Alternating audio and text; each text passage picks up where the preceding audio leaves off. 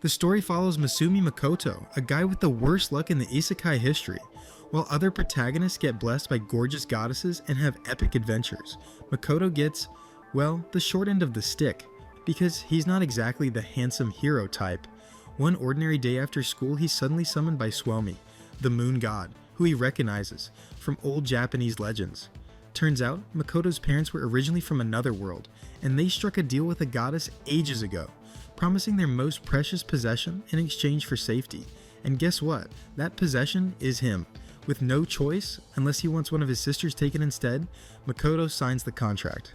As a consolation prize, Tsukuyomi grants him all the power he can offer, plus the critical bonus of deleting his browser history. But there's a catch: the goddess waiting for him in the new world is not going to be happy. And sure enough, the second Makoto appears before her, she's disgusted. She calls him too ugly to be her hero. She's already picked a better looking guy and dumps him at the edge of the world with the other rejects. Since she has to give him some power, she half-heartedly grants him the ability to understand every language except human, because why make things easy? Now stranded in the abyss, Makoto meets Tsukuyomi again, who tells him, hey, since you're not the hero anymore, do whatever you want. Oh, and because life screwed you over before, you'll be way stronger here. Then, poof, Tsukuyomi vanishes. Makoto plummets into a barren wasteland, wandering for 3 miserable days with nothing but his thoughts and crippling loneliness. Just as he's about to lose hope, he hears it, a distant cry. Help! Makoto sprints toward the distressed cries and finds a terrified pig-like girl named Emma being attacked by a monstrous 2-headed beast. Without thinking, he charges forward with surprising speed and strength. So much strength that his first attack accidentally decapitates the creature in one blow. Both Makoto and Emma stare in shock at what he's just done. When Emma tries to flee from the strange human, Makoto stops her, equally shocked to realize he can understand her language, and that he's talking to a humanoid pig. Emma explains her tragic situation. Her village has been blanketed in a cursed fog that ruins their crops, and the only solution has been to offer sacrifices to the mountain deity Shin. Grateful for being saved, she invites Makoto back to her village where he meets her family. During dinner, Makoto makes an important discovery. Magic is as common as breathing in this world. Emma agrees to teach him basic fire magic, which he masters instantly despite still being only level 1, leaving everyone astonished. The next day, Makoto decides to deal with Shen himself so Emma won't have to die. Using his archery skills, he creates a fire arrow and blasts the mountain's gate, accidentally injuring some people who were just using Shen's name to scare the orcs. But his attack wakes up the real Shen, a massive dragon.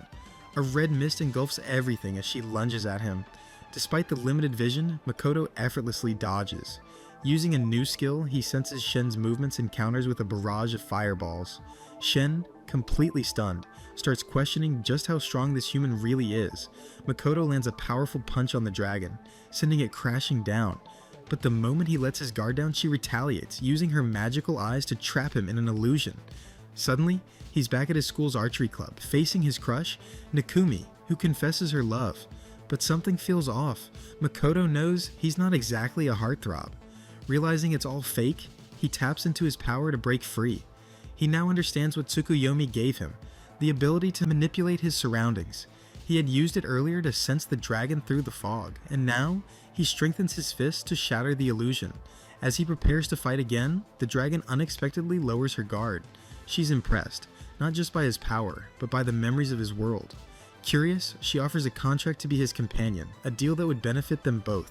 Makoto hesitates but eventually agrees.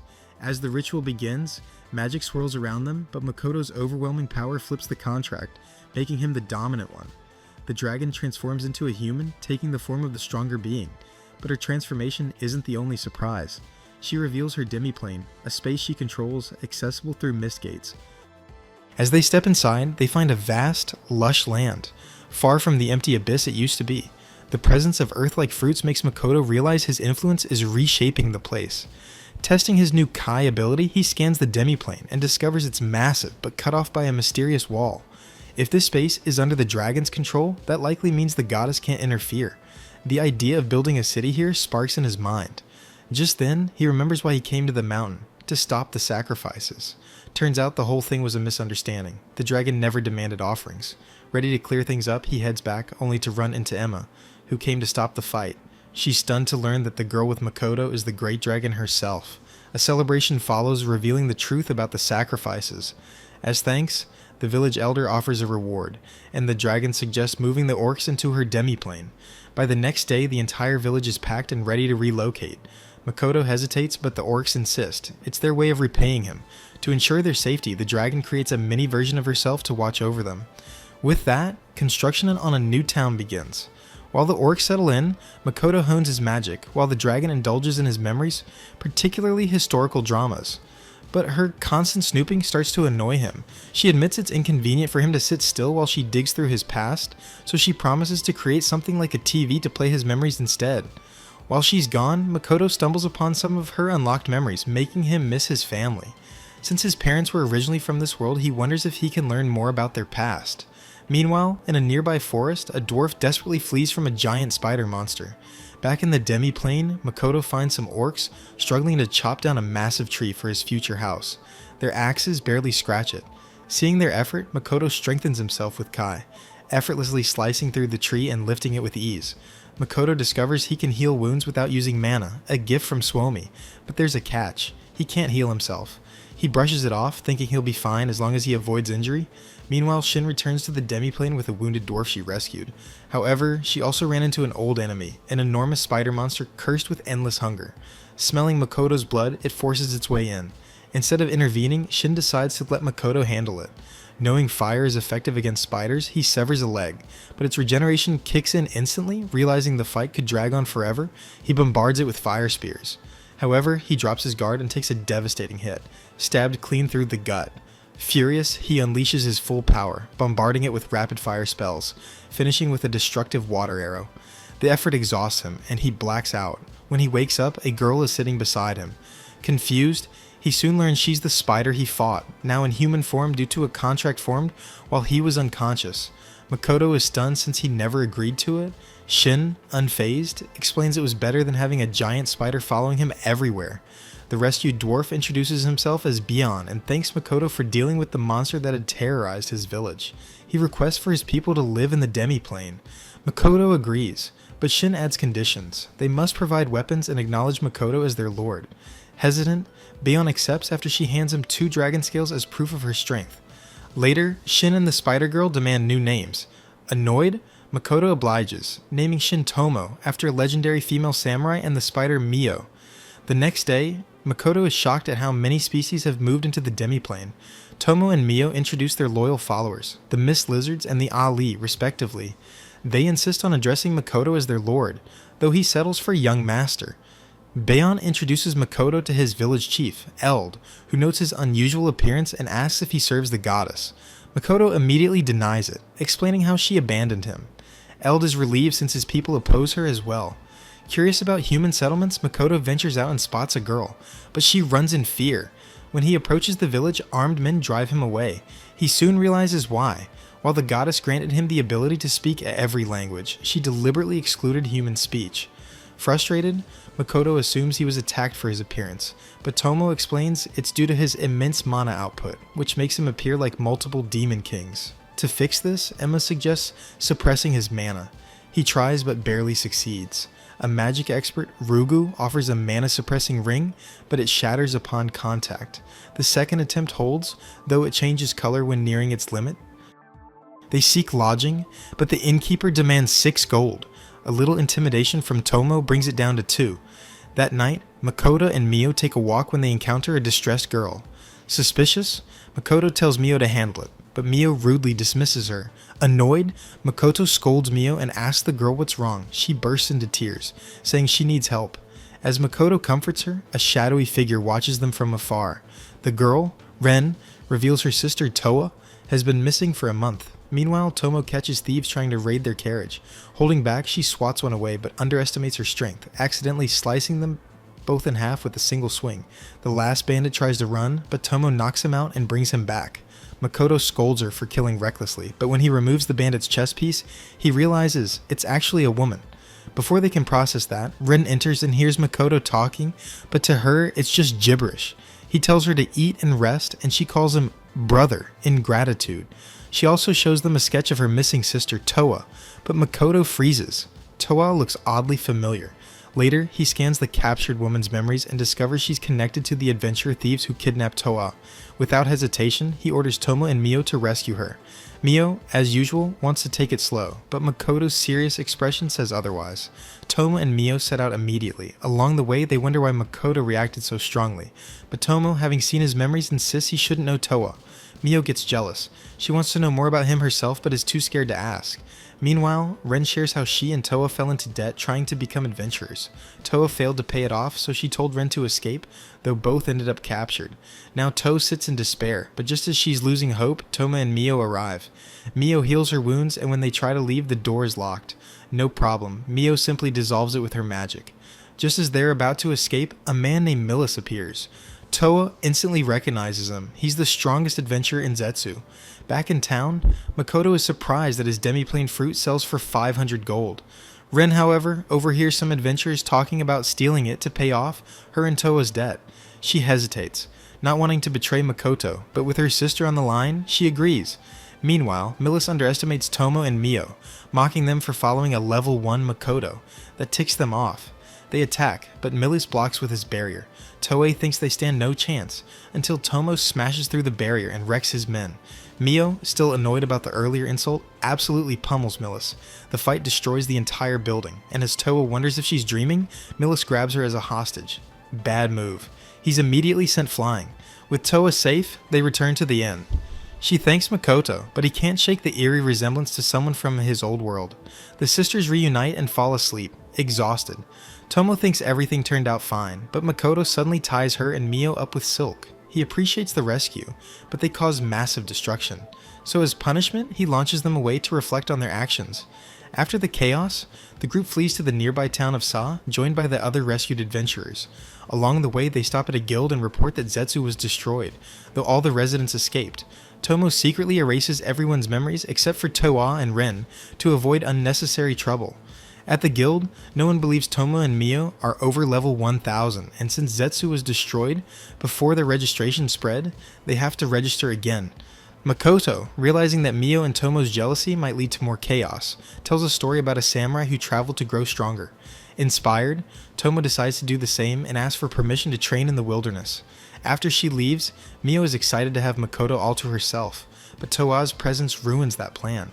As they continue their journey, Makoto senses killer bees approaching. He tells Mio to handle it, and with one swift windblade, she wipes them out, earning admiration from the group. Makoto wants to move on, but Toa insists on harvesting rare materials from the monsters. Makoto struggles to look her in the eye, but is immediately disgusted when she starts cutting them up.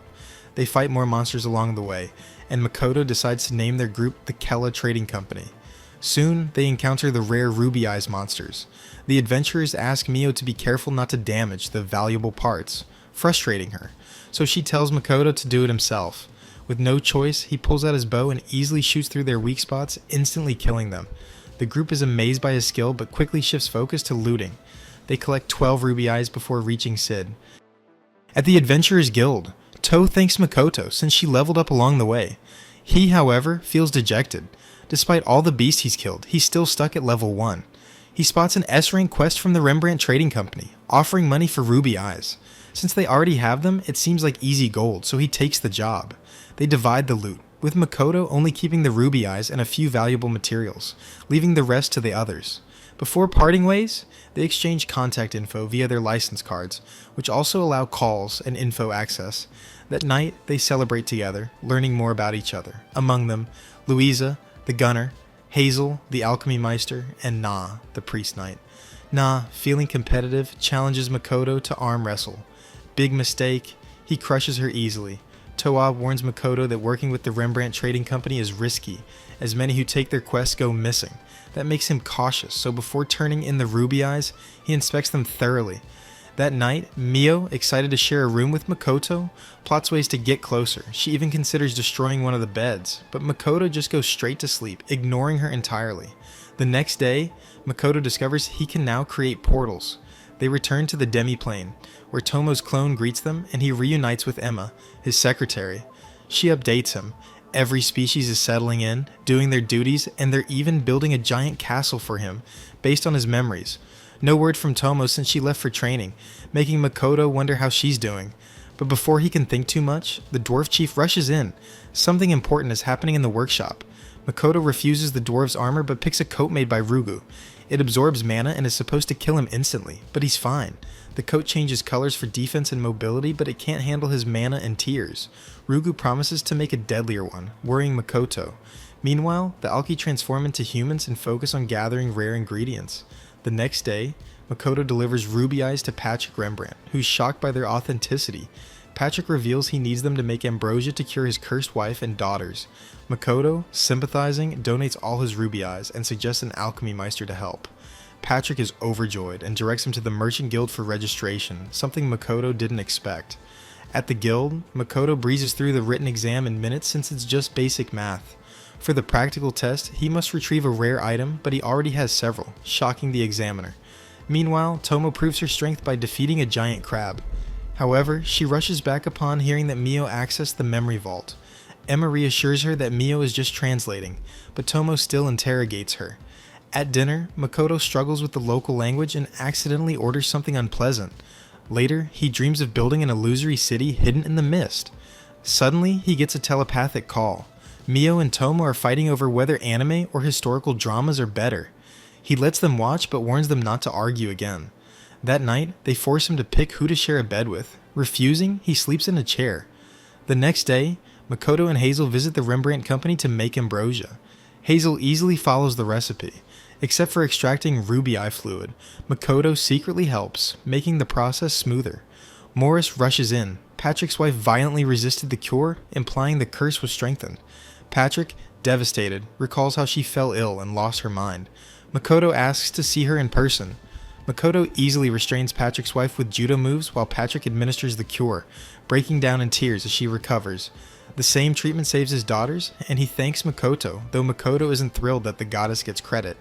Leaving Hazel to refine the potion, Makoto steps outside to find Mio and Tomo waiting, but they're suddenly ambushed. While Makoto dodges, Tomo and Mio take the attacks head-on to gauge their opponents. Lime tries recruiting them, but Tomo refuses, while Mio humorously considers it, until he offers just 10 gold. She feigns betrayal but is actually following Makoto's orders. Tomo crushes the attackers and Lime begs for mercy. After reading his mind, Tomo realizes Lime was tricked into cursing Patrick's family. They let him go, but not before Mio takes his gold as compensation. Lime later apologizes to Patrick, who forgives him but restricts his adventure rights. Lime quits adventuring altogether and reminisces about his orphanage. Tomo arrives, offering him a sword and a job as her spy in exchange for protection. Meanwhile, Tomo secretly observes Patrick and Morris discussing how Makoto opening a company would be bad for them, making her suspicious. Back at the demiplane, morale among the warriors is low since they keep losing to Makoto, Tomo, and Mio. Makoto notices a lack of knowledge sharing between races and proposes cross-training. Orcs and lizardmen battle, impressing Makoto but failing to meet Tomo's standards. She establishes a weekly ranking system, the Dimension Ranking, to push them harder. Makoto awkwardly supports her idea, knowing they need to grow stronger together. Later, retesting their levels reveals Mio at 1500 and Tomo at 1340, while Makoto remains stuck at level 1. The guild, short-staffed, asks Makoto to train adventurers. Tomo takes charge, helping Toa and her team improve their battle tactics. After struggling at first, they follow Tomo's strategy to successfully defeat Shadow Tails. Seeing their progress, she pushes them further, challenging them to keep proving themselves. Tomo informs the guild receptionist that Toa's team has been assigned to wipe out Shadowtail nests. The receptionist is skeptical, but when the group arrives with 2 Monkey Lord tails, proving their success, she's left speechless. Meanwhile, Makoto sends Mio to Tenok Forest to retrieve the ambrosia flower, intending to make it their company's signature product. He then meets Patrick to rent a shop, but Patrick questions why he doesn't buy one. Makoto learns that shop owners in the Ion Kingdom are pressured to spy for the government, so Patrick suggests a neutral city is a better location and promises to contact someone there. In Teaneck Forest, Mio is unimpressed by the food options. Nearby, a human adventurer party is ambushed and defeated by elves. One, named Aqua, warns her companion Eris that had the humans touched the Crimson Lotus, she wouldn't have spared them. Back at the demiplane, a celebration is held for Makoto's new company. Shy about public speaking, he asks Tomo to address everyone, but she insists they want to hear from him. Tomo's clone hands him a drink and he pats her head, making her happy. Mio, jealous, offers him a dish she discovered, but he eats it himself, disappointing her. Tomo drags Mio away, ensuring Makoto spends time with others. Alakina approaches, revealing she can maintain her human form longer and reports the ambrosia's location. She couldn't bring a sample since another race controls the forest. Makoto asks if the allies have settled in and she credits him for their smooth adjustment. Lenny, a lizardman, thanks Makoto for the training, mentioning he's also learning unarmed combat from Tomo, which worries Makoto since she doesn't want everyone mimicking her. Bayon, a blacksmith, notes Makoto rarely leaves the demi-plane. While Bayon enjoys crafting weapons, he's curious about those outside, so Makoto lets him work in their new shop in Sa. Later, an orc informs Makoto he's now the guide for Mirage City, a fake town used for trading demi-plane goods with the outside world. Makoto appreciates his help, but as the crowd eagerly seeks his attention, Mio and Tomo sense his presence vanish. They panic and rush to him, only to find him practicing archery. Mio, in tears, hugs him, while Tomo realizes he's making his consciousness vanish and reappear to shoot accurately. Mio notes that only the dead can do this, making them worry. Tomo discovers that by experiencing death and rebirth, Makoto's mana has increased, now rivaling the goddesses. This also expanded the demi-plane, and if the goddess finds out, it'll spell trouble. They decide to suppress his mana. The next day, while shopping for his store, Makoto feels drained, unable to practice archery and dealing with Mio's constant advances. Lost in thought, a demi-human's bag flies toward him. Returning it, he realizes he looks similar to them. A girl then flirts with him, making him realize he's wandered into the red light district. Before things escalate in the red light district, Makoto is dragged away by Tomo and Mio. Furious, they demand to know if they aren't good enough for him. He considers them family, but too embarrassed to say it, insists they have nothing to do with his actions. This only fuels their anger, leading them to tear at his clothes. Before things get worse, he escapes through a mist gate. Emma later finds him stuck in a tree, surrounded by pink mist and spider webs, instantly understanding what happened. She informs him that his protective gear is ready, so he heads to Rugu to try it out. He's impressed with the gear, but Mio suddenly arrives to apologize for the previous night. He brushes it off, but warns her not to do it again. When he asks about the race guarding the ambrosia flowers, she tells him to leave it to her. Worried about what she might do, Makoto decides to go along. Reaching Tenok Forest, they sense someone tailing them and quickly move out of sight. They find the ambrosia flowers, which seem well maintained, making Makoto suspect someone is tending to them. A brief flashback of holding his sister's hand makes him instinctively ask Mio to hold his, citing the slippery ground. She's delighted, but their moment is interrupted by Aqua and Eris, infuriating Mio. As tensions rise, a human party arrives, intent on taking the flowers. Mistaking Makoto and Mio for thieves, Eris attacks with ice magic. A human girl questions why Makoto isn't fighting back. He recognizes her from the previous night. When Eris follows up with flaming arrows, he effortlessly blocks them with his defensive Kai. He thinks he can de-escalate the situation until he notices Mio growing dangerously furious, ready to kill everyone.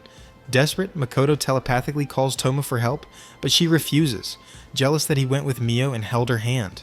To persuade her, he allows her to make a katana and cultivate rice. Tomo then instructs him to distract the adventurers while she opens a mist gate to transport them to Mirage City. To calm Mio, he must feed her favorite food. Makoto shoves the adventurers into the gate and pacifies Mio by offering her his blood, restoring her composure. She then uses her dark magic to drain the elves' mana, rendering them powerless. Makoto orders her to tie them up and clarifies that he's not there to steal the flowers. He just wants to talk. The elves take them to their village, which is hidden by a familiar magic barrier. The elders and their representative Neil welcome them. Neil introduces himself as a forest ogre, shocking Mio, who assumed they were elves. His son, Adano, explains that while they resemble elves, they play a different role. Elves depend on the forest, while forest ogres protect it. However, Adano questions how long they can stay hidden, as the dragon's protective barrier is weakening. Makoto claims he's just a merchant looking for medicinal ingredients, but the elders remain skeptical due to his overwhelming strength.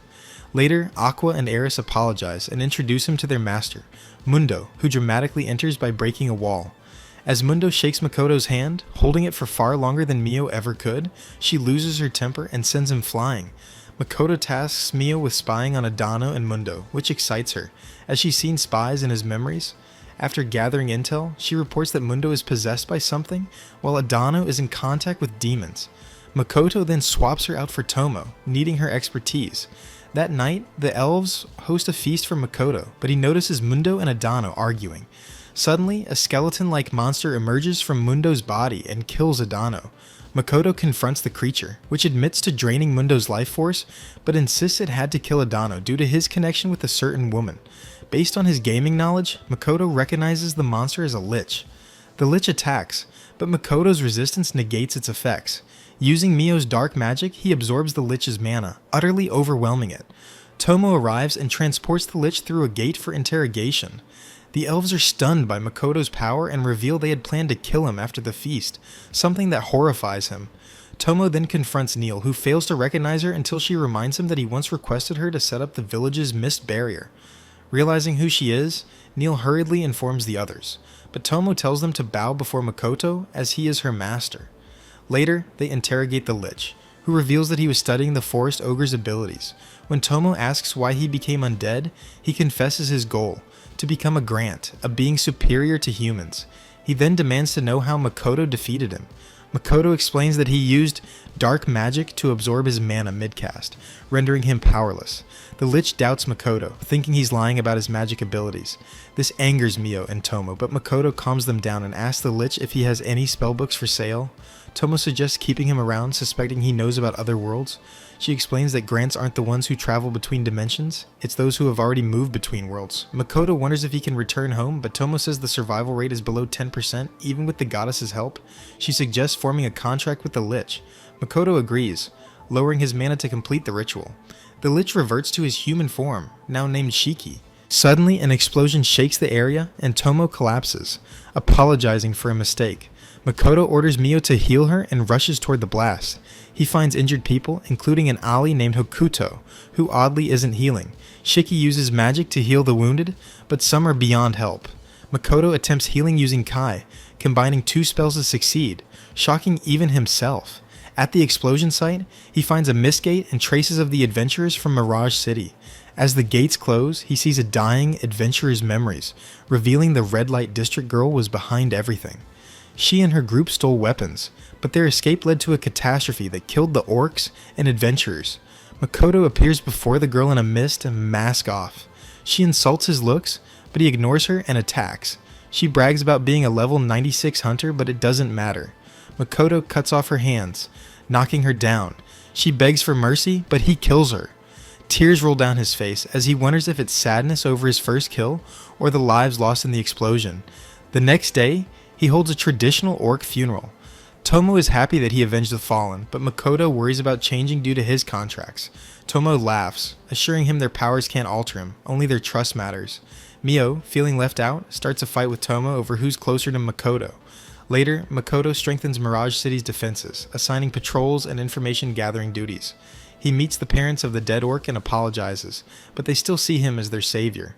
He then meets Patrick, who introduces him to the Rosard Academy, a neutral town. Shocked by its Japan-like map, Makoto decides to leave immediately, revealing his real face before going. Patrick still trusts him, but Makoto is offended by a comparison to cursed creatures. Mio and Tomo question why he's only taking Shiki, but Makoto explains that as a former human researcher, Shiki is more useful, and unlike them, won't destroy a town. Before leaving, he gives Tomo memories of swordsmen and Mio memories of firearms. Just as he sets off, he's suddenly teleported and ambushed by Sophia and Lancer. Makoto dodges but loses his fingers. Meanwhile, Morris tells Patrick that Limia and Grania's main forces will soon battle the demons. Makoto recalls hearing the goddess's voice before teleporting. Sophia, mistaking him for a demi-human, doubts he's the goddess's hero and keeps attacking. He defends using barriers and Kai, but his injuries worsen, so he stops the bleeding with a bowstring. He learns a war between humans and demons has begun, and his attackers side with the demons. Lancer orders Sophia to kill him, but Makoto tries to escape using concealing Kai, only to be trapped by crystal walls. Breaking free, he fires arrows, but Sophia and Lancer catch up. Sophia nullifies divine protection, but Makoto reveals he never had it. He learns Sophia is the dragon hunter, and Lancer is a dragon. Declaring himself a merchant, he avoids fighting, but they attack. Forced to retaliate, he removes his mana-absorbing rings, unleashing a powerful shot. His arrows overwhelm them, and he even freezes Lancer. Sophia attempts to decapitate him, but he dodges. She attacks again, breaking her sword against his dwarf-made arrow. Lancer swaps places with Sophia, dragging Makoto high into the air. She assumes he's finished, but he destroys the crystals, causing fire to rain on both armies. Using his full power, he launches a massive water arrow, creating a lake and disappearing in the explosion. Though Sophia and Lancer survive, they assume he's dead. Makoto wakes up fully healed with Toma and Mio beside him. He learns the goddess manipulated him into fighting. He decides to study at the academy with Shiki to improve his mana control. Tomoe suggests Mio and Shin should accompany them, but Makoto wants to keep them hidden as his trump cards. She introduces her new clone, Ku, whom Makoto names. Meanwhile, their demiplane shop opens, impressing Patrick. Makoto realizes his battle harmed both armies and wonders if he'll meet other heroes soon. On their journey, they reach Obit, where Makoto struggles with walking, preferring teleportation. Meanwhile, Mio attempts to cook but unknowingly adds minerals instead of bell peppers. Tomoe suggests she travel to improve her cooking. At a guild, Makoto overhears a village being attacked by bandits. When adventurers harass a desperate girl named Lana, he intervenes, defeating them. Lana and her werewolf partner, Ido, seek help, revealing that the bandits slaughter villages after demanding resources. Makoto decides to escort them. Upon arrival, he discovers the bandits' camp, silences the area, and easily defeats them. Meanwhile, a hero named Hibiki is transported to another world by the goddess. She joins the war against demons, forming a party with Navel, a silver-haired ogre, and Chia, a priestess.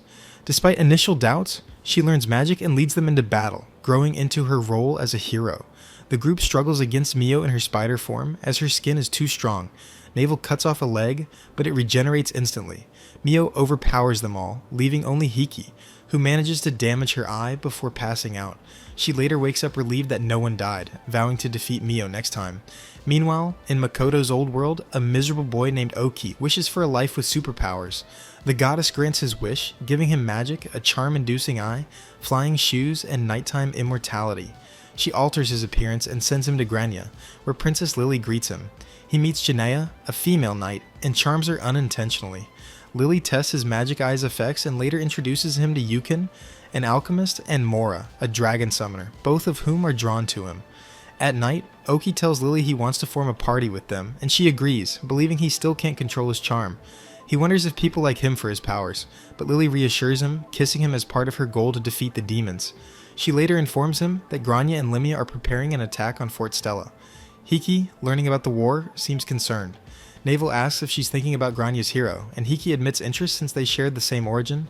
The two nations meet, and Lily reveals their reinforcements, though relations with Laurel are strained due to Chia.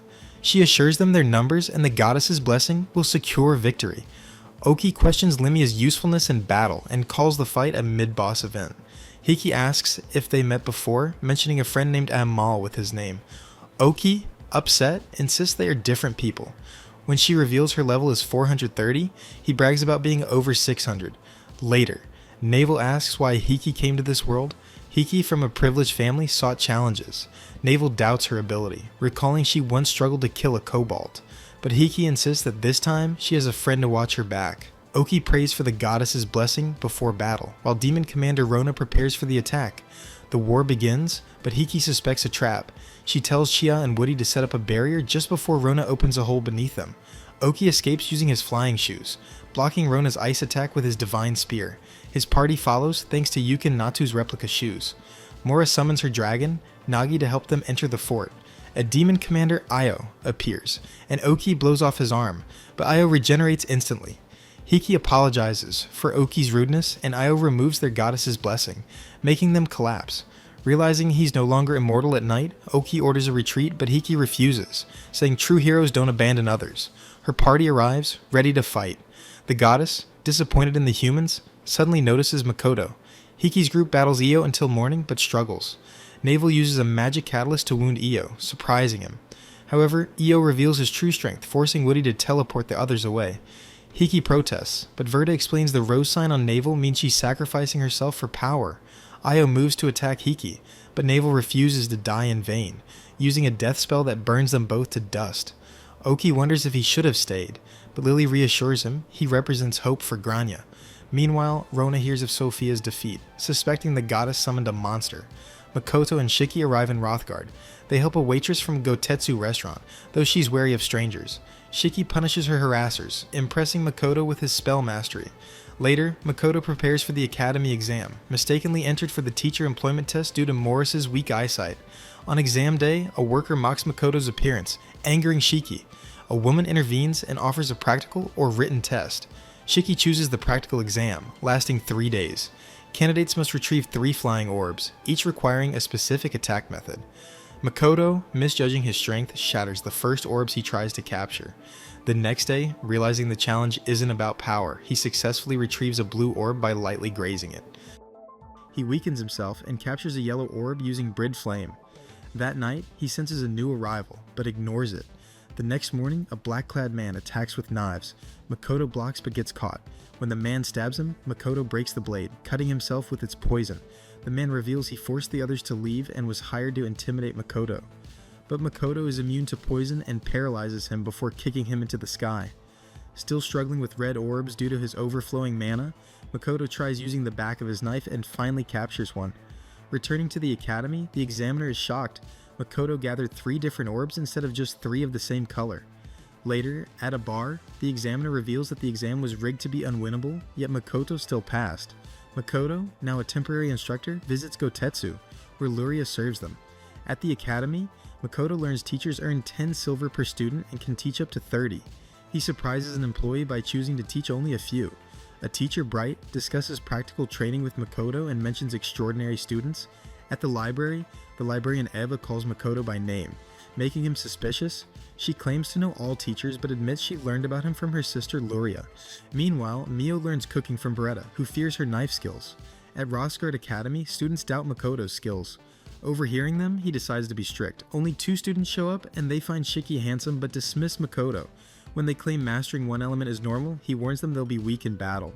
To prove his point, he spars with Shiki. Students admire Shiki's multi-element staff but can't sense Makoto's mana. Shiki attacks with fire but fails to break Makoto's barrier. Makoto counters with a fire blast, and Shiki, having trained with Tomo and Mio, barely withstands. When Shiki tries earth magic, Makoto's fire arrow instantly destroys it. Makoto and Shiki clash with powerful spells, causing an explosion that injures a student.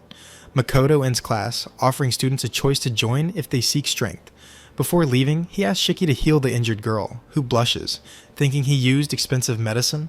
Shiki tells her it's common in their shop. Some students are terrified, while others admire Makoto. Elsewhere, Tomo investigates the lake formed after Makoto's battle. A man believes Makoto punished them with a divine arrow. Tomo reads his memories and finds Makoto's life endlessly chaotic. In Makoto's second class, 5 students arrive, including a temple-connected scholar, a married student, and an aspiring mage. One student, Jin, prefers swordsmanship, puzzling Makoto. When Izumo questions Makoto's chanting, he explains he can speak all languages, except Common. The lesson begins with a test on mana limits. Makoto challenges them to attack him. Most are quickly defeated, except Mora, who heals Jin before collapsing. Jin fails to land a hit, and Makoto advises him not to attack recklessly. Meanwhile, Alaman browses academy medicine and is shocked to see Makoto. At night, Makoto tells Shiki the students have potential. He admits he's not a natural teacher but will do his best. Meanwhile, Bright orders an assassin to finish Makoto. Makoto opens a shop in Rossguard and asks Eris and Aqua to transfer there, promising easier work. He struggles with female students proposing to him for his wealth. Looking at a picture of his parents, he reflects on ideal marriage. Eva explains that merchant students see marriage as a financial deal, making Makoto appreciate Tomo and Mio more. Elsewhere, Lime tells Tomo someone fought a dragon before Fort Stella's battle. He also searches for a ring that removes the goddess's blessing, but is interrupted when travelers arrive, Tomoki and his group. Lily, a princess, claims they're here to study the lake, but Tomoki is fixated on Tomo's katana. She lends it to him, but he fails to unsheath it, stunned that only she can wield it. Tomo unsheaths her katana, impressing everyone, but refuses to sell it to Lily, even after she reveals her royal status. Realizing they want to replicate her weapon, Tomo stands firm. Oki uses his magic eye on Lime, making him surrender his sword, but Tomo remains unaffected and calls Tomoki disappointing. Mora attempts to control Tomo with magic but fails. Lime insults Tomoki, who attacks in anger, but Tomo teleports them away, warning them not to act foolishly again. Tomoki, unable to charm her, becomes obsessed with finding a way.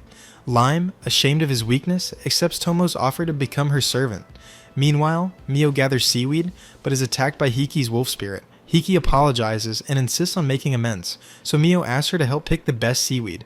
Later, Hiki reveals she's traveling to Saw for weapons, but Mio is more interested in her cooking skills. When a creature attacks, Mio tests Hiki's strength. Verta recklessly fights but breaks his sword and is injured. Seeing his blood, Hiki freezes, haunted by memories of Navel. Mio scolds them for overestimating themselves, but steps in, easily defeating the beast. When it damages her kimono, which Makoto had praised, she obliterates it in fury. She then knocks out Hiki's group, recognizing the wolf spirit from their previous fight. Hiki wakes up in Sa with a letter from Mio, instructing her to visit Makoto's shop.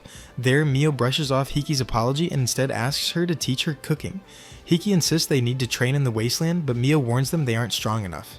Bayon offers to make them equipment, and while waiting, Hiki will help Mio cook. Bayon also suggests sending Toa's party to ensure their survival. In Rothsgard, Shiki tells Makoto that Tomo wants to meet him. He returns to the demiplane, where unusual heat surprises him. At his new house, everyone welcomes him back, and Mio proudly serves him a dish. Makoto praises her cooking, making her ecstatic. Tomo then reports her encounter with the Grania hero, calling Tomoki trash. She notes his arrogance and warns he might start a war after defeating the demons.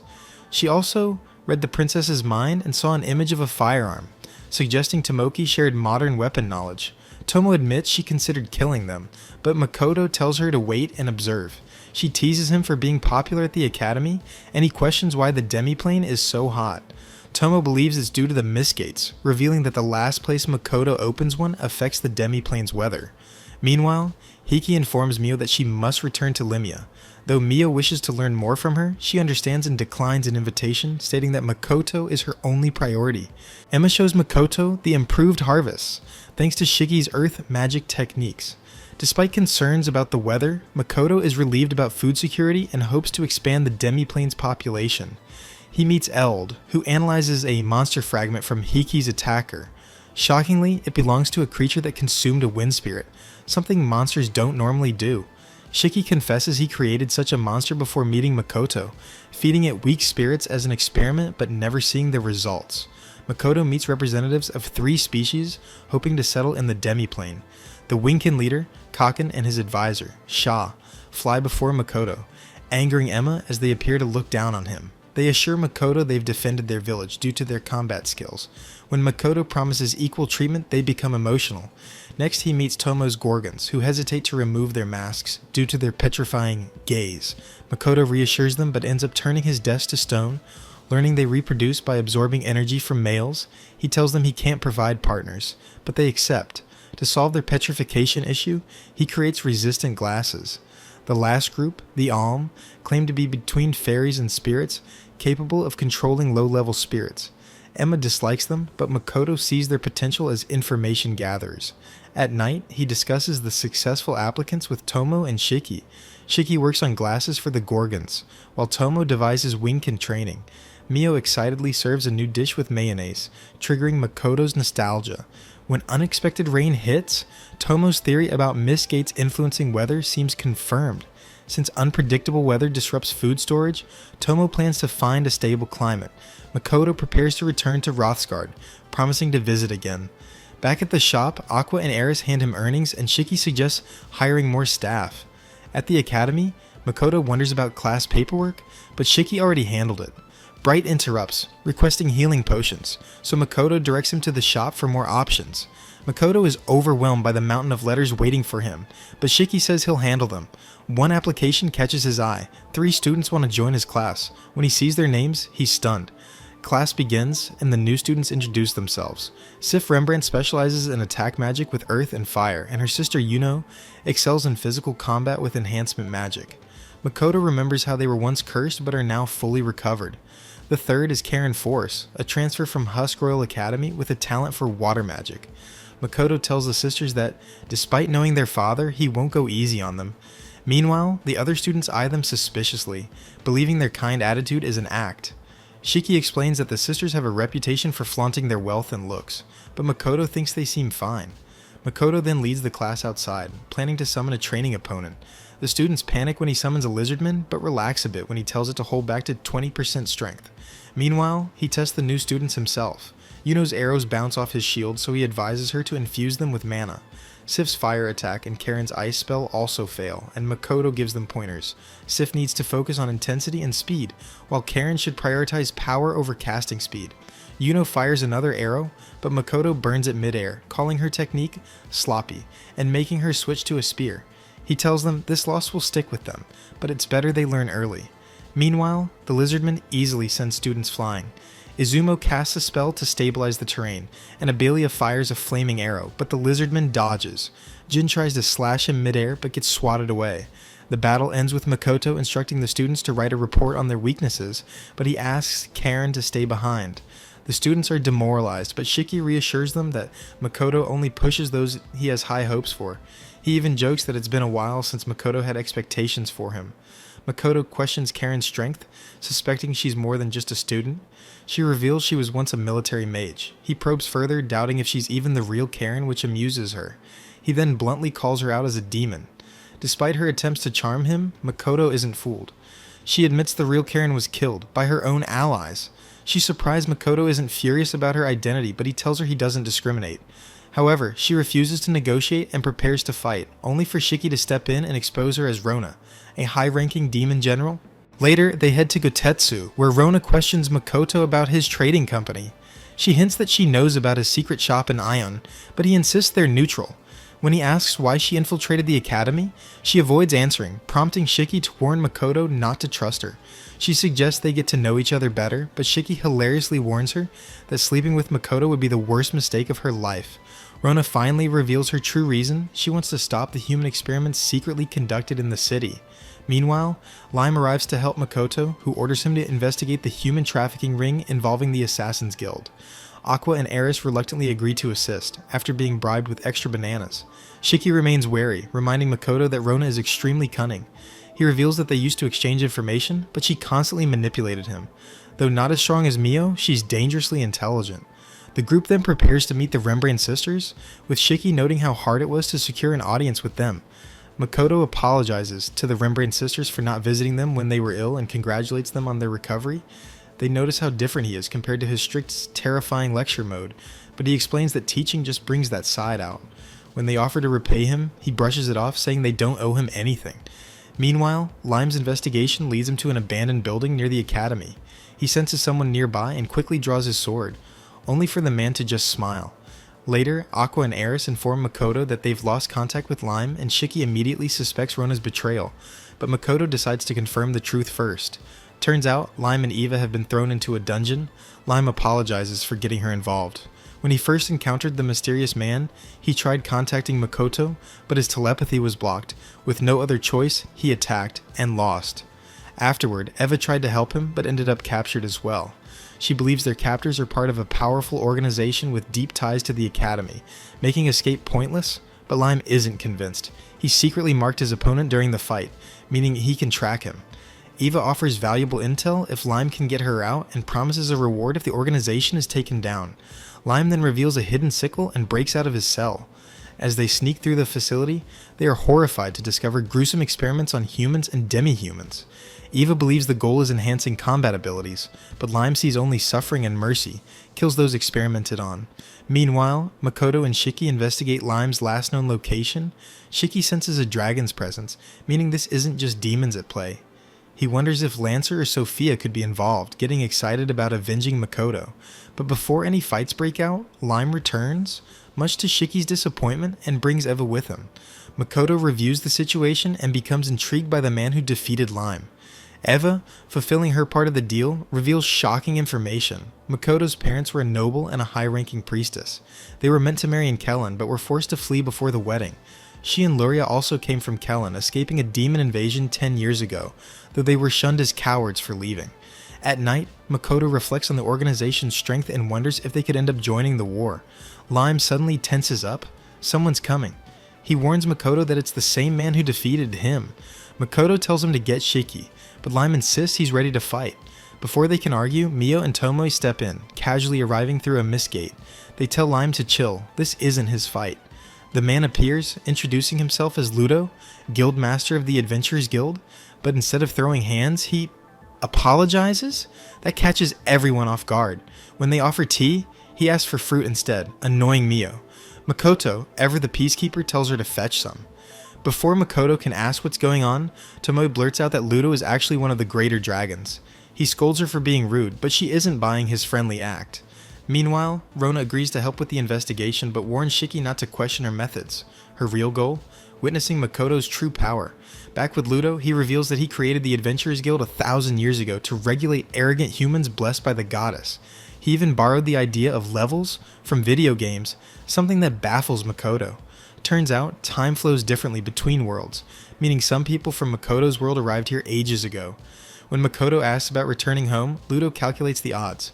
1 in 10 million. Yikes. As Ludo takes his leave, Tomiwa follows closely behind, her mind racing with suspicion. She casually asks if it's true that Makoto's people only live for around 100 years, and Ludo confirms without hesitation. That answer hits her like a punch to the gut. A mere century? To a being like her, that's nothing more than a blink of an eye. If Makoto dies, what meaning would the world hold for her after that? Ludo, sensing her distress, offers an intriguing thought. Makoto isn't just any ordinary human. With his overwhelming mana and unusual circumstances, he could evolve into something greater, perhaps even someone capable of traveling between worlds. The idea lingers in Tomo's mind long after Ludo disappears into the distance. Meanwhile, Makoto is impressed with Rona's intel. She's managed to dig up people linked to the shadowy organization, causing trouble. Before she leaves, she gives him a cryptic warning. He should never fully trust Shiki or the forest ogres. Makoto finds the comment strange but doesn't press her on it. Instead, she hands him a mysterious incantation, one that will allow him to contact her directly if he ever decides to align with the demons. While Makoto doesn't have any plans to take her up on the offer, Tomoe and Mio see a different opportunity. If they can analyze the incantation, they might learn more about the cursed items that nullify the goddess's blessing. Any edge against the divine would be a valuable weapon. Later, Makoto captures Bright, a member of the organization, and listens as the man rants about how the goddess is unfit to rule. Bright claims that humans don't need divine intervention, that they can thrive on their own. But Makoto barely pays attention. He has bigger concerns right now, like the safety of Ava and Luria. He doesn't have time for philosophical debates. He's ready to end this nonsense quickly. Back at the academy, rumors are flying. Students gossip about how the Rembrandt sisters have been getting a little too close to Makoto, and more importantly, how they've been scaring off any other girl who so much as looks in his direction. Makoto, oblivious as always, continues training his students with brutal, no-holds-barred combat against lizardmen. The students barely manage to claim victory, their bodies battered and exhausted. Just as they think they're finally getting a break, Shiki steps forward, heals everyone up, and casually announces round 2. Their exhausted groans echo across the battlefield, but Makoto just smiles. No rest for the weary. After the grueling training, Makoto makes a generous offer. He's willing to continue lessons over summer break. There's just one condition. The Rembrandt sisters need to return home halfway through. Eva, deeply grateful for everything Makoto has done, offers him land as a token of appreciation, but Makoto declines without hesitation. Instead, he asks for something far more valuable to him, a book recommendation. As training continues, something unexpected happens. Abelia, one of the students, comes to a realization. She's completely, hopelessly in love with Shiki, and in her mind, there's only one logical conclusion to this revelation: she must become his wife. It looks like it's not just the students' combat levels that are rising. The next day, the students encounter a demi-dragon, and Abelia immediately panics. She warns the others that they'd need a full squad of level 90 fighters just to consider taking it on. Jin quickly orders Izumo to boost their speed, hoping they can at least escape. But before they even get a chance to move, the dragon lets out an earth-shaking roar, paralyzing everyone on the spot.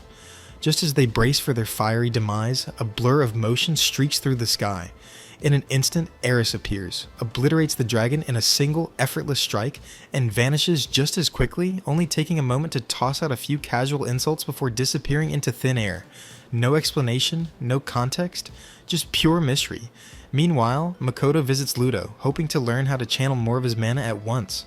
Ludo bursts into laughter at the mere idea, waving it off as completely impossible.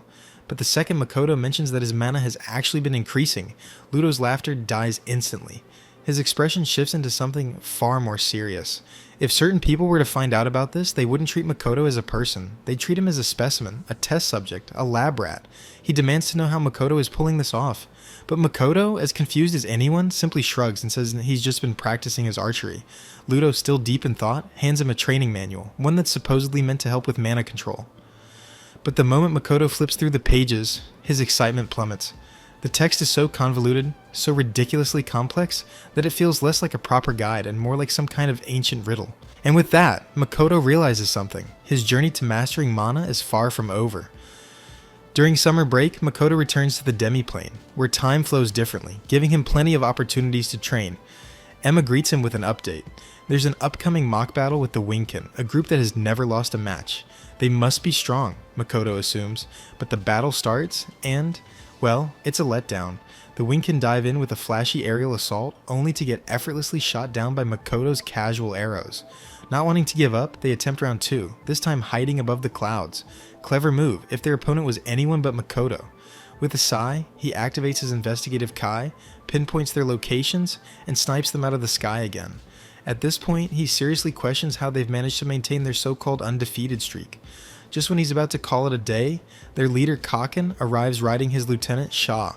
Unlike the others, these two actually know what they're doing. They block his arrows with a wind barrier and use insane speed to close the gap. Finally, some competition, but that excitement doesn't last long. As they dive in with wind-enhanced momentum, Makoto casually grabs Shaw midair and slams her into the ground, like they're in a pro wrestling match. Kaken, trying to capitalize on the moment, follows up with an attack, but Makoto easily deflects it and fires a warning shot at his feet. That's game. After their overwhelming loss, Makoto gives them some advice. Stop relying on flight and work on their actual combat skills. Kaken, impressed despite his defeat, asks to join the demi-plane rankings. Makoto allows it, but denies them construction work. Too much risk of them getting distracted by the skies again.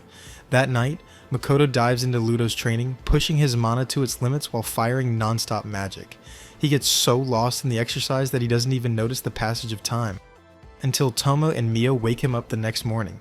Over breakfast, which Mio guards like a dragon, hoarding treasure, Makoto refines his mana techniques, experimenting with an incantation that might solidify mana into physical form. To test its strength, he coats himself in energy and rams into a tree. The result? The tree is obliterated, completely reduced to splinters. A few days later, Tomo gathers everyone for a progress showcase. To make things interesting, she drags in a massive enchanted boulder from a mountain, with a little help from Shiki's magic. The goal? Measure each faction's power level. Emma buffs R, who swings his hammer, 78 points. The Mist Lizards launch an air-based attack, scoring 68. The Elder Dwarves land 70, the Alki 65, while the Gorgon's eye magic doesn't even leave a scratch. The Wing can try again, but their aerial strikes barely register, only 20 points. Then the Forest Ogres take their turn.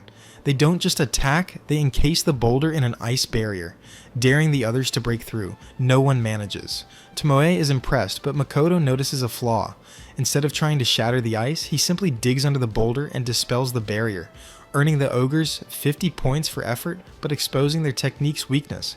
Mio, ever the opportunist, takes this chance to showcase a hero suit she created based on Makoto's memories.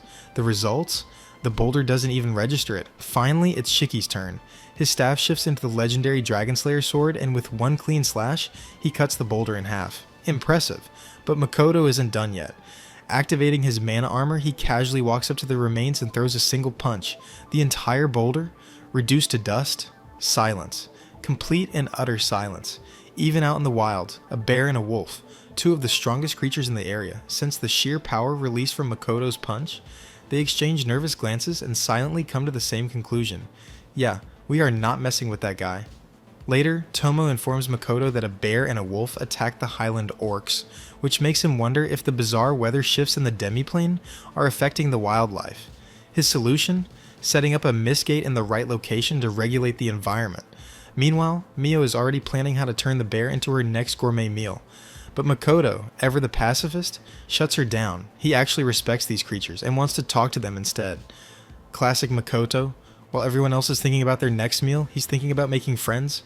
That's when he realizes the wolf is nearby, and he assures them he just wants to talk.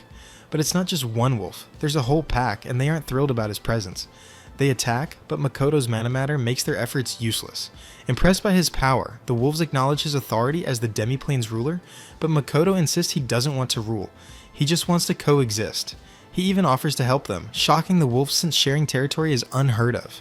A giant bear named Brownie appears, agreeing to Makoto's terms, though the wolf leader isn't sure if the one in the sky will approve. Regardless, the deal is sealed, and the area is named Wolf's Woods. Later, Makoto scolds Tomo and Ku for hoarding every pea-min they find, but they're interrupted by an enormous eagle. It shrinks in size to talk, because of course, Makoto can't just have normal conversations with normal people, and introduces itself as the Boulder Bird, ruler of the skies and mountains. The eagle offers to watch over the skies for Makoto, but Makoto tells him to just keep doing his thing. The eagle, now feeling extra friendly, asks to be called Rock because he likes the name. With more allies joining him, Tomo gets jealous and insists that anyone without a contract should be called his subjects, not his followers. Meanwhile, Abelia and Jin share drinks, discussing their rivalry and struggles to keep their scholarships. Jin recalls a girl named Miranda, an orphan who was forced to fight monsters and became his first love. He once called her a monster after witnessing her brutal strength, a mistake he regrets to this day. Now, he's determined to get stronger to find her and apologize. Elsewhere, Makoto learns that students, including the Rembrandt sisters, are planning to fight the demi-dragon without telling him. Shiki believes they're strong enough to handle it, so Makoto lets them be. However, Eris warns him that a pack of demi-dragons is nearby, which changes things. While investigating, Shiki stumbles upon the legendary Scepter of Dragons, thought to be lost when Alishan fell. Realizing someone activated it, likely demons, he contacts Makoto. Makoto finds the pack of dragons, removes one for the students to fight, and effortlessly wipes out the rest, collecting their meat for Mio.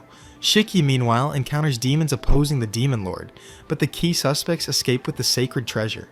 The students engage in battle with the demi-dragon, using teamwork to take it down. Jin, however, knows he still has a long way to go. Meanwhile, Sophia and Lancer investigate the mage workshop Jin mentioned, revealing that Sophia is actually Miranda. She dismisses her past, now focused on defeating all greater dragons. As summer break ends, the academy prepares for a festival featuring a tournament. Ludo wants Makoto to explore the festival with him, but Makoto pawns him off on Mio and Tomo instead. Shiki discusses hiring elder dwarves for their shop, while Ludo, sensing Makoto's favoritism toward demi-humans, bluntly asks if he hates humans. This irritates Makoto, who promptly tells him to leave. At the shop, a temple priest named Shinai approaches Makoto, concerned that his medicines are too effective for their price. Makoto assumes this is a bribe attempt, but instead, Shinai wants the temple to oversee his sales. Sensing a ploy to learn his production methods, Makoto is wary. However, knowing that temple connections could be useful, he agrees. When he and Shiki visit the temple, the bishop assures him they only want to inspect his methods, but Makoto realizes they lack the capability to replicate his products without massively increasing the cost. Back at the shop, Jin asks Eris about her past victories.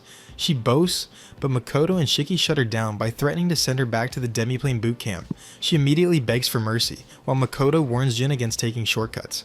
As Makoto strolls through town, he senses someone tailing him. Pretending not to notice, he takes a turn into an alley, only for assassins to reveal themselves and launch an attack. Unfortunately for them, they just pick the worst possible target. Makoto recognizes the last assassin standing. It's the same guy from the academy entrance test. Turns out, the guy's weapon was reforged using Lancer's scales, but Makoto calls it a waste. The assassin goes all in, but his attacks don't even scratch Makoto's monomatter defense. One punch and it's game over. Annoyed, Makoto heads back to his demiplane and starts stress shooting arrows. Toma welcomes him, but she's been busy investigating climate issues. She found a way to make the weather more like Japan, but small problem. It's in demon territory, and there's a fortress nearby. She casually suggests wiping out the demons, but Makoto knows that'll make them direct enemies. He decides to think it over instead of rushing into war.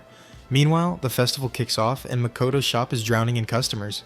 Shiki handles crowd control, even roping in Ludo and the Elder Dwarves to keep things orderly.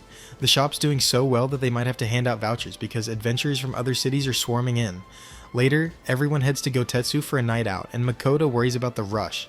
Luria reassures him they've got enough staff, and even Eva is helping. Well, kind of. She's just washing dishes. Elsewhere, representatives from Limia and Laurel have a tense meeting. Laurel wants their priestess back, but Limia argues she came willingly. Negotiations are left hanging, and the festival continues with everyone blissfully unaware that Lily is watching from the shadows, irritated at how carefree they all are. Day 2 features a student etiquette test, where Makoto meets Patrick and his wife, Lisa, who thanks him for everything he's done. Then Sitsu, a representative from Laurel, approaches. Makoto quickly notices her guards are demons disguised as humans. She knows about him too, recognizing that he can't speak. They discuss Laurel's priestess, Kamuro, and Makoto accidentally reveals knowledge of something he shouldn't, Laurel's sage script. Turns out, his shop sign has characters from it, something only a handful of people should know.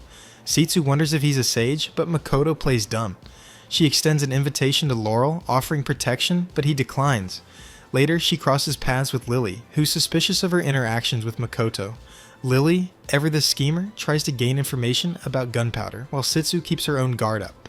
Back at the academy, Izumo, some noble guy Makoto forgot about, angrily declares he'll crush Makoto's students in the tournament. Makoto barely remembers who he is. Meanwhile, his students prepare for their matches, and Makoto, in classic tough teacher mode, imposes restrictions to make things harder for them. His goal? To push them to their limits. Elsewhere, Lily and Ludo have a cryptic conversation about power dynamics, Tomoki's obsession with Tomo, and potential conflicts with the demons. As the tournament progresses, Makoto realizes something's off. His students have been placed in unfair matchups, likely due to political influence. Despite the odds, they keep winning. Sif, the mage category champion, and Jin, the warrior champion, face off, and Sif takes the victory with a clever mix of magic and battlefield control. Meanwhile, behind the scenes, merchants and nobles plot ways to control Makoto's growing influence. Makoto gets summoned by the Merchants Guild, where Zara, the leader, accuses him of using secret transportation methods. Makoto, unable to reveal his demiplane, tries to play it off with a clever excuse, but Zara isn't buying it. The guild wants 90% of his monthly profits, a blatant shakedown. When Makoto refuses, Zara suggests he abandon the city and sell only to demi-humans. Left with no choice, Makoto reluctantly reveals a half-truth. Tomo's teleportation spell is behind his distribution. Furious, he returns to his group where Mio is ready to throw hands, but Tomo reminds her that they need a plan. With the human merchants trying to cut him off, Makoto decides it's time to make a bold move, form an alliance with the demons. He knows it'll make staying in Rosgard impossible, but before leaving, he wants to do something for his students. The stage is set for a major shift, and Makoto's about to step into the unknown. Makoto is shocked to see Abelia defeat Izumo, but the king, rather than being upset, admires the students and even wants to hire them as mercenaries. His daughter also requests to speak with Makoto later. The king believes Makoto should be the one to exterminate the monsters, but Makoto insists the academy is handling it, prioritizing citizen rescue. This reminds the king of the hero who wants to send it into their world. He orders troops to Rosgard and informs the kingdom of the crisis. Meanwhile, Jin finds himself in an impossible situation, struggling with the idea of killing Izumo, someone he once considered a friend. His hands tremble at the thought. He knows the logical choice, but his heart resists. Seeing his hesitation, Makoto reassures him that feeling conflicted about taking a human life is natural. "You're not weak for hesitating," Makoto tells him. "It means you still see Izumo as a person, not just an enemy." But Jin isn't convinced. He feels foolish for wanting to save someone who might already be beyond saving. Still, Makoto believes this compassion is his true strength. As if the situation wasn't chaotic enough, Makoto gathers his students and delivers troubling news. Monsters have started attacking Rosgard and surrounding cities. While Dinah immediately volunteers to help, Makoto holds her back, reminding them that their priority is evacuating civilians, not fighting. He assigns Mio and Shiki to escort them, ensuring their safety while he heads into the city to investigate the situation himself. Upon arriving, Makoto is immediately struck by a gut-wrenching sight. His beloved shop, the fruit of his hard work, is completely destroyed. For a moment, everything fades into silence. He stands frozen, staring at the wreckage in disbelief. Then, with a deep breath, he checks his inventory and sighs in relief. At least, everything important was safely stored in the demiplane. But there's no time to grieve. A blood-curdling scream pulls him from his thoughts. Following the noise, he finds an octopus-like mutant rampaging through a brothel, its slimy tentacles tearing through walls. Without hesitation, he rushes in, evacuating the terrified workers before launching a massive fireball at the creature. The explosion engulfs it, leaving behind nothing but smoldering remains. As the dust settles, a girl named Estelle approaches him, her eyes wide with gratitude. She introduces herself and mentions that many of her friends love his energy drinks. Makoto barely processes the compliment, still reeling from the destruction around him. When she asks if there's anywhere safe, he suggests heading to the slums, where the chaos hasn't spread. Yet. Meanwhile, back in the battlefield, Mio senses something strange. Izumo is still alive. Driven by curiosity and perhaps a bit of unfinished business, she returns to find him. Surprisingly, he's lucid, fully aware of his monstrous transformation. He doesn't feel rage anymore. He doesn't want revenge. All he wants is to protect Hiki, but Mio doesn't care. To her, it doesn't matter that he's lost his hatred. He insulted Makoto, and that is something she cannot forgive. Izumo pleads with her, insisting he has no intention of harming anyone, but his words fall on deaf ears. Without a moment's hesitation, Mio obliterates him. No second chances, no hesitation. In her eyes, he sealed his fate the moment he disrespected Makoto. Back in the city, Makoto receives an urgent report, and things go from bad to worse. There are now 80 confirmed mutant threats roaming Rothsgard. The teleportation circles have been completely disabled, and evacuation routes are being systematically targeted. Shiki, using his analytical magic, traces the disruption to a set of devices scattered throughout the city. These devices block human telepathy but oddly allow demon-based communication to function. This strange inconsistency confirms Makoto's suspicions. Someone doesn't want humans to coordinate, but demons? They can still talk freely. Tomoe, always a step ahead, predicts that other nations will soon send reinforcements, eager to swoop in and claim credit for saving the city. When Makoto questions why they haven't requested Tomoe's teleportation yet, she casually reveals that she has been lying about its limitations for quite some time. Makoto just sighs. Of course, she has. Meanwhile, Lime pieces together another disturbing clue. The same drugs used in humanoid experiments have been found in the mutants. This means the demons are deeply involved in whatever is happening, but their true goal remains a mystery. The following day, Makoto shifts his focus towards something bigger, strengthening human-demi-human relations. He brings up the topic in discussions, knowing that cooperation between races is key to preventing future disasters like this. He then assigns Aqua and Aris to the extermination forces, ensuring that they contribute to clearing out the mutant threat. Later, he encounters Estelle again. This time, she has a proposal. Seeing his skills and influence, she promises to introduce him to her boss, sensing a massive business opportunity. Makoto isn't sure what to expect but keeps the offer in mind. His responsibilities continue to pile up as he meets with the headmaster to push for prioritizing evacuations. However, the discussion quickly turns into an argument. The headmaster hesitates, unwilling to make bold moves without proper authorization. Fortunately, Lily and Sitsu step in, backing Makoto's plan and granting him full authority over the northeastern section of the city. Lily also confirms Tomo's earlier prediction. Reinforcements and supplies are officially en route. The politics behind it are obvious, but for now, any help is welcome. However, one issue still lingers in Makoto's mind. The Merchants Guild operates within a sector, and they have a reputation for being, difficult. Sensing his concern, Tomo reassures him that they'll handle it if needed. With all preparations set, Makoto takes a moment to breathe. This battle isn't just about survival, it's about leaving an impression, proving to the world that he and his people belong here. And that's where this video ends. If you enjoyed, don't forget to like, subscribe, and stay tuned for more content. We'll be back in just 5 days with the next part. See you then!